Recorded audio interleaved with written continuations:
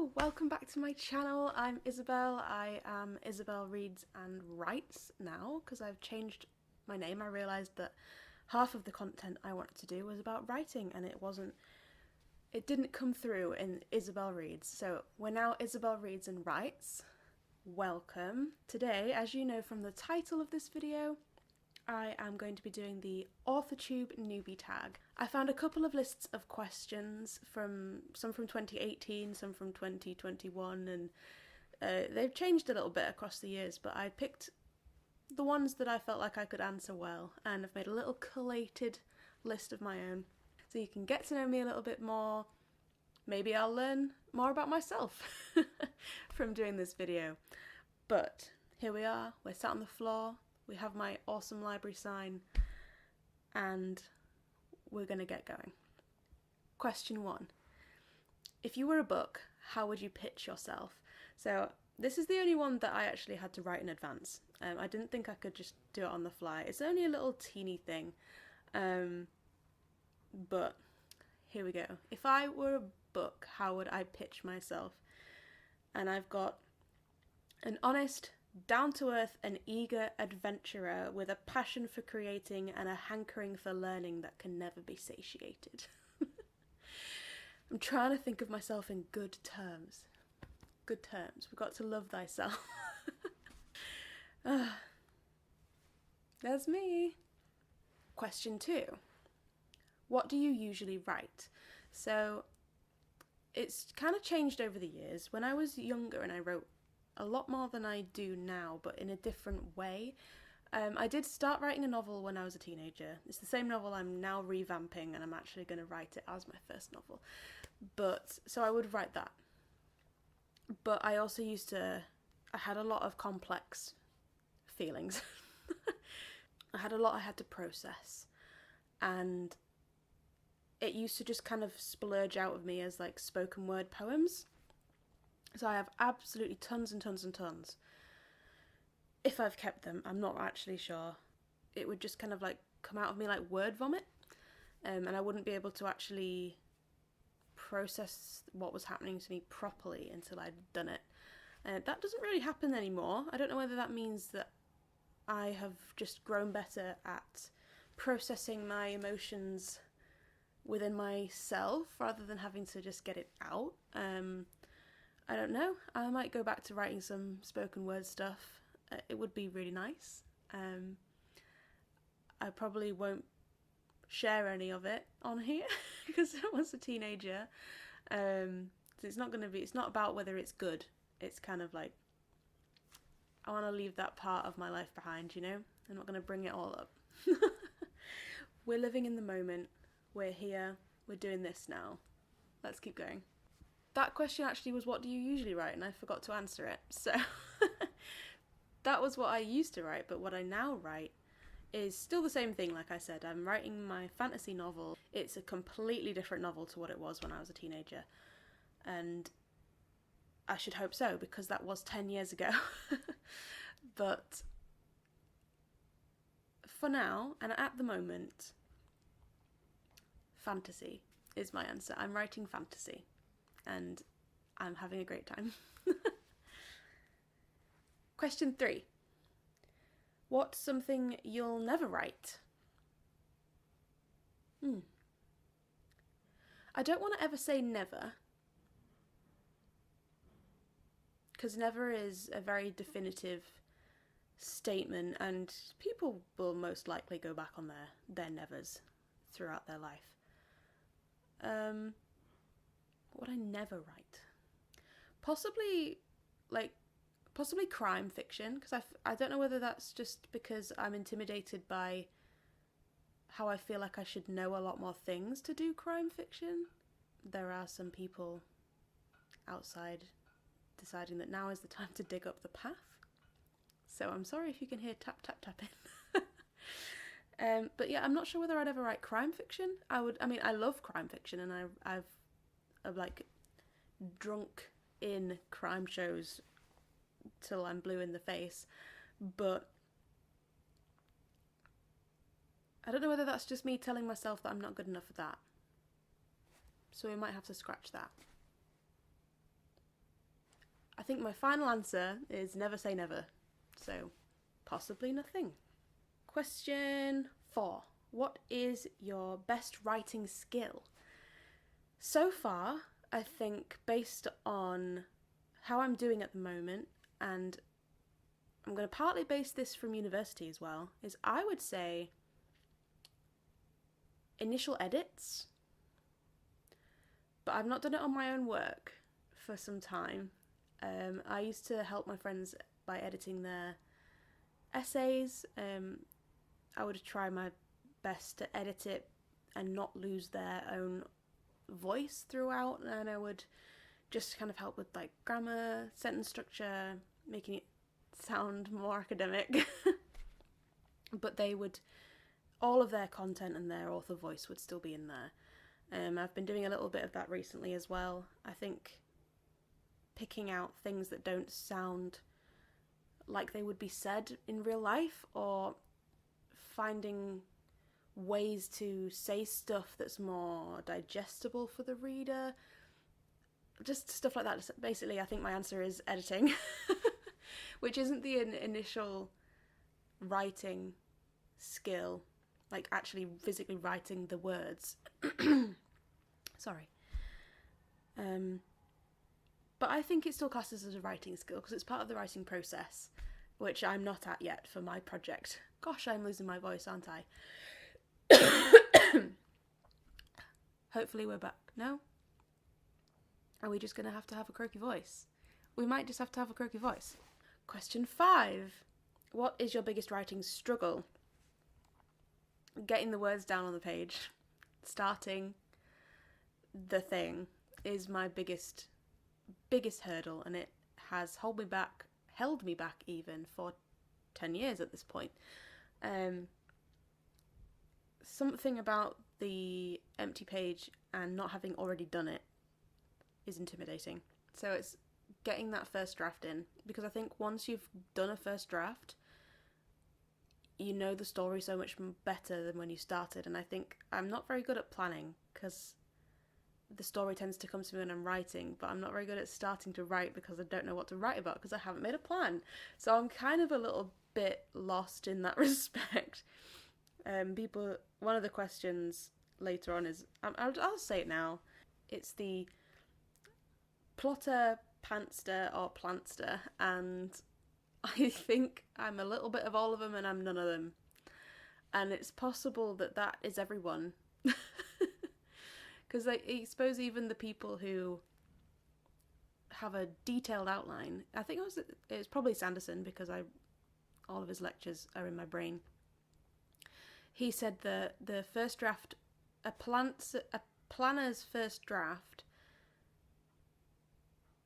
a pantser's first draft is a planner's outline, or something along those lines. Like it flips, so that what you get in the end is the same, you just do the thing backwards. So I think everybody's got a little bit of all of them in them.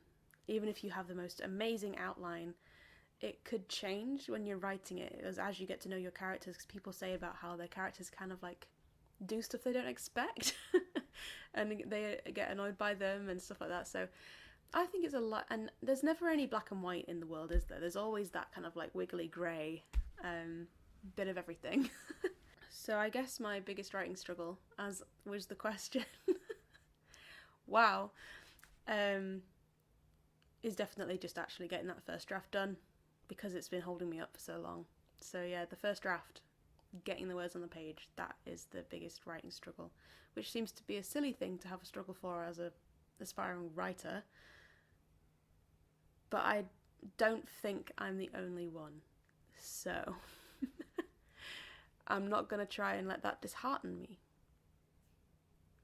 Okay, question 6. What is your preferred tense and POV? So, my preferred tense, I think, is third person limited.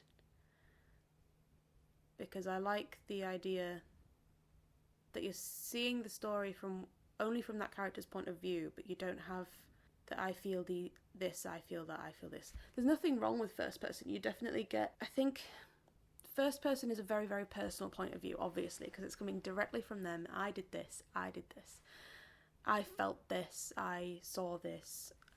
It puts the reader completely in the character's shoes, and they're living the story as if they did it, because in their head they're saying, I did it. So it's the easiest way to connect to a reader more deeply. But what I like about third person limited is that you get that ever so slight step away. So you still get to be yourself, observing the character, and you only ever learn stuff that character already knows or learns within the story. But it's like, it's closer to if you were watching it as a TV show or a film, isn't it? If you're going to think of it in those theory terms. I can't exactly say specifically what it is that I prefer about it. And maybe the answer to this will change as I write my third person limited novel and start to hate it. But hopefully not, because I would not want to revise a book and have to change the point of view. But yes, I like third person limited, which is what I'm doing at the moment, and past tense. Yeah. Okay, then we already did question 7, because I did it during question 5. Nothing is linear. So, question 7 is publish, self-publish, or yet to be. So I'm currently yet to be. I've never published anything unless you count poems in my primary school anthologies, because I had plenty of those published. Oh, some of them, you know what, some of them are not bad. I went, when I was at my mum's, at some point in the last couple of years, I did find them, and I have read them, and I would say for a 6-year-old, an 8-year-old, 11-year-old, they are not bad, and I am happy to this day that they were published in that anthology.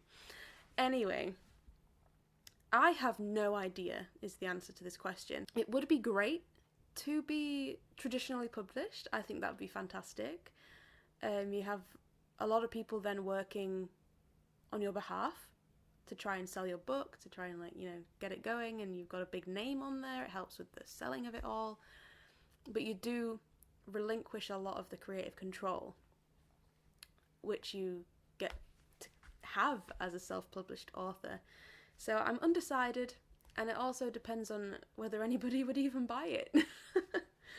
I'm nowhere near that point in my author journey yet, but I can see the positives and negatives of both sides, and it's something I'll explore much further down the line. I don't want to give myself too much to think about this early on, and I just want to write the story how I want to write it and get it to a point where I'm happy with it, and then I'll think about it. Question 9. What is the first story I ever wrote? I'm sure I used to write little stories when I was a kid, but I don't have the best memory of that time. As in, I can't remember well during that time. I haven't got that many memories from then, much to my family's dismay. But I do remember with my step-siblings, we used to play Consequences. So there was this story we used to write. We had literally pages and pages of curled up, rumpled? Is that a thing? Scrumpled. Not neat. Oh my god. So we had loads of this paper with because it was curly, because we would play Consequences, fold it over like a concertina. And it was the Adventures of Smooth Pebble. It was some fantasy story about this guy who went on adventures, and we used to play Heroes of Might and Magic a lot when we were kids, so I think it was kind of influenced by all these heroes and monsters and knights in shining armor, and it was but yeah, I'm pretty certain it was called The Adventures of Smooth Pebble. His name was Smooth Pebble. Which I think is a great name. I didn't think that up. I think that was my stepbrother who thought that up. But that's definitely the first thing that I remember having written.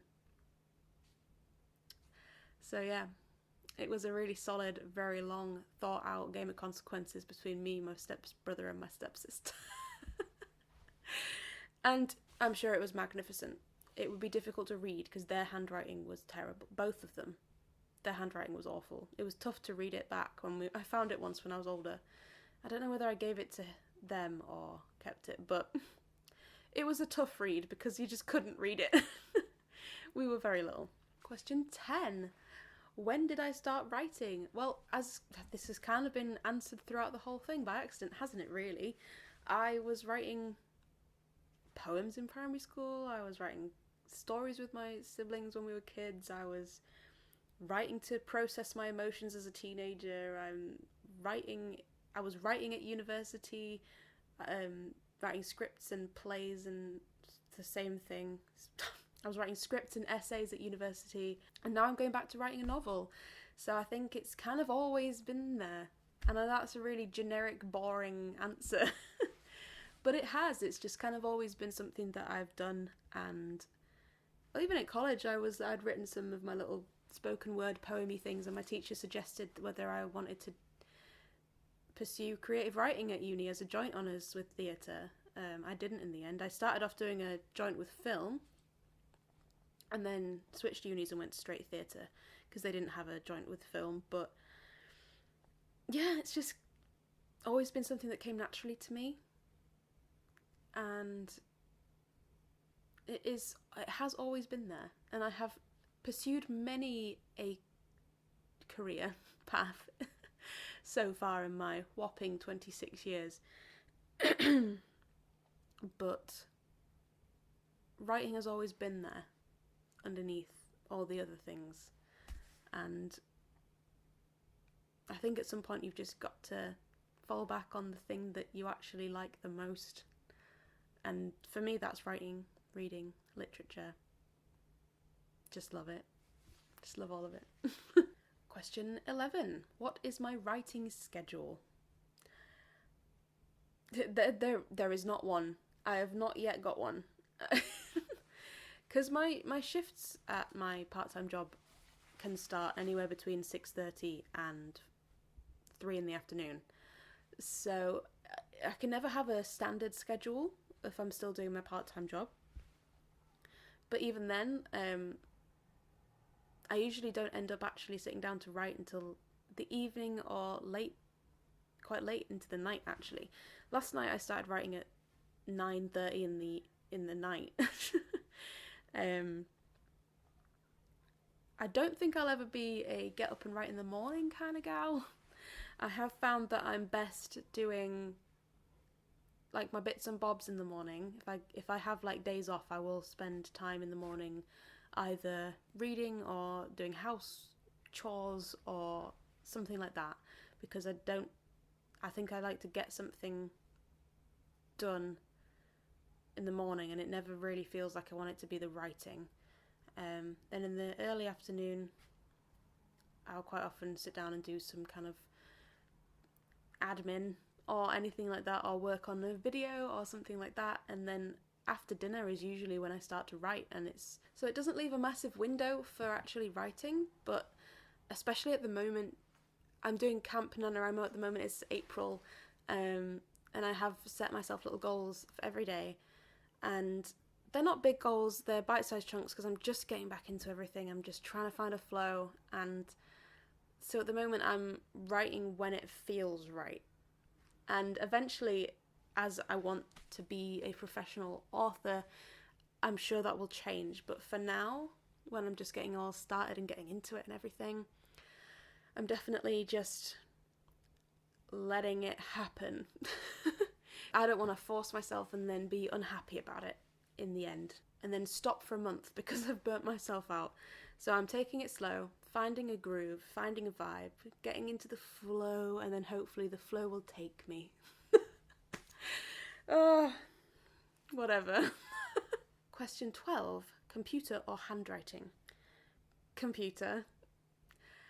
I'm not against writing by hand, and I'm sure there's plenty of positives for writing by hand. A lot of people find that while they're writing by hand, they slow down, they consider what they're saying more, all of this.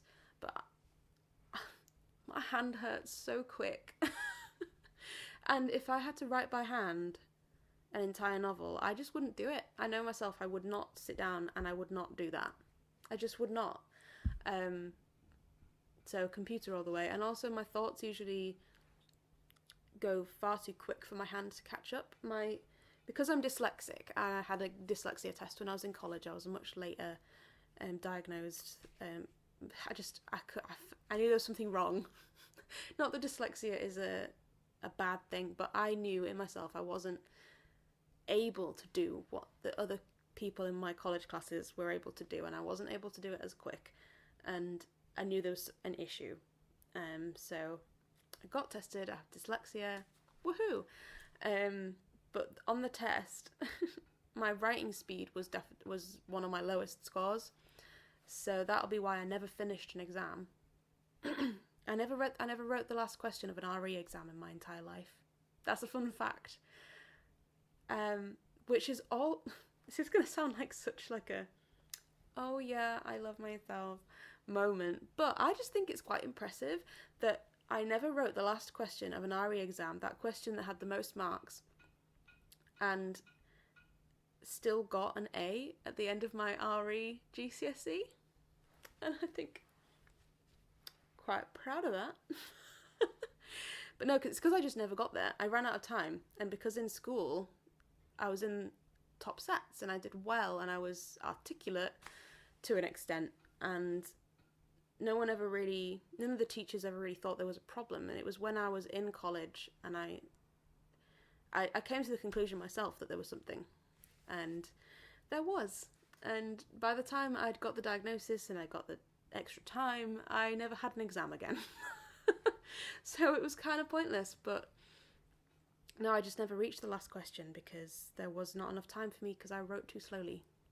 So computer all the way is basically the answer to that question. Wow, I ramble. And question something. 1, 2, 3, 4, 5, 6, 7, 8, 9, 10, 11. Question 13. I really should have numbered these questions. Anyway, question 13. What kind of videos can you expect here? So, I've had a couple out. I did a month of vlogs to get me back into the whole making videos for YouTube kind of scenario, get comfortable with the camera again, remember how to do it. And then because I did vlogs every week and got tired, I took 2 weeks off. So now I know that I'm not a weekly vlogger. I can't do that every week. There's too much. Because also I get stressed that I'm not doing anything. Because I don't do a lot. I'm not an interesting person. I don't have lots of activities that I go to that I can take you to or anything. So I'll vlog when there seems to be a reason to vlog. Like, for example, this month I'm going to try and put together Camp NaNoWriMo vlog. Bleh. I'm going to try and put together Camp NaNoWriMo vlog. Either one or two. To just kind of track my progress of the month, and there'll be that. So vlogs is one aspect that'll be here, there and everywhere. I will also be making book content. I have so many, I need to read them.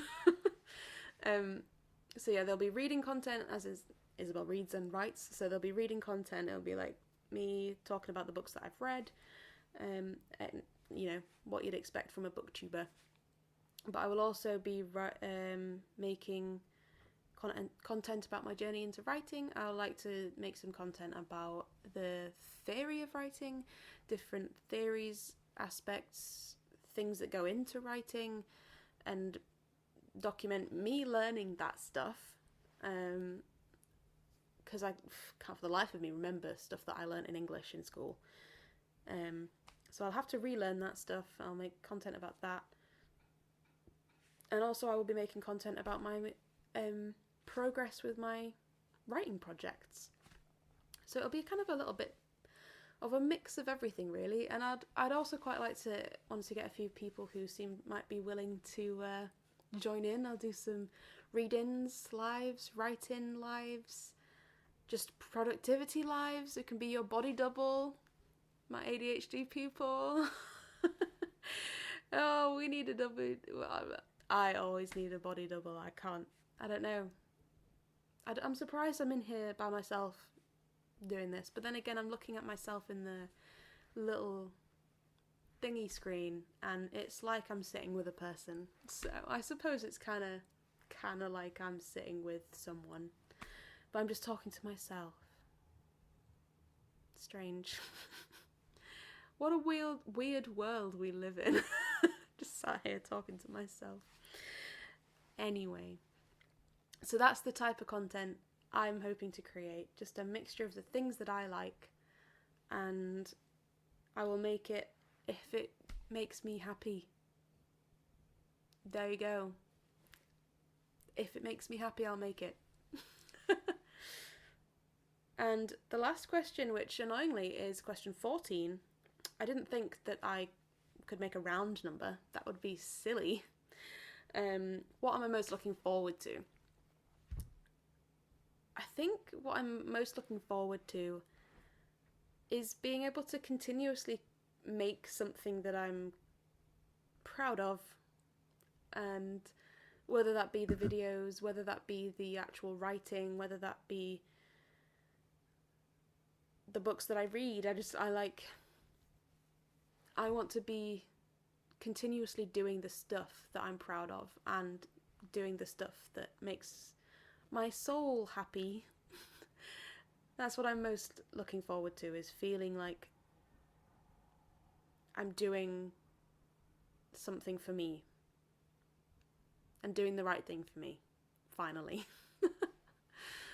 And I would also really love to be part of a community of like-minded people. I've already made some friends and already found myself a colleague through this, and that's just awesome. It's awesome that there's a community that we can kind of either build or just jump right into. Yeah, I'm not that... I don't have that many friends, so it would be nice to have a few more. But mainly, I'm most excited to have that passion again. And I'm feeling it. It's there. Thank you so much for coming along with me. If you've made it to the end, I commend you. I have rambled so much in this filming. I think I might have like 30 or 40 minutes of footage for probably not a very long video. Please stick around, drop me a like, drop me a comment, subscribe if you think that you might enjoy coming along on this road to passion and creativity with me. It'll be a fun ride, and it'll be real, because I'm an honest, eager adventurer who has a passion for creativity and a hankering for learning that can never be satiated. Oh, do you know what? If you've made it right to the end, please pitch yourself like you would pitch a book in the comments. I thought that was actually a really funny question. I would love to see you pitch yourself like you would pitch a book. That was my favourite question. And I went full pretentious on my answer, so feel free to do it however you want to. But yes, that again is the end. I need to stop rambling. I need to go because I'm at work in an hour. So, okay, peace out. Love ya. Bye.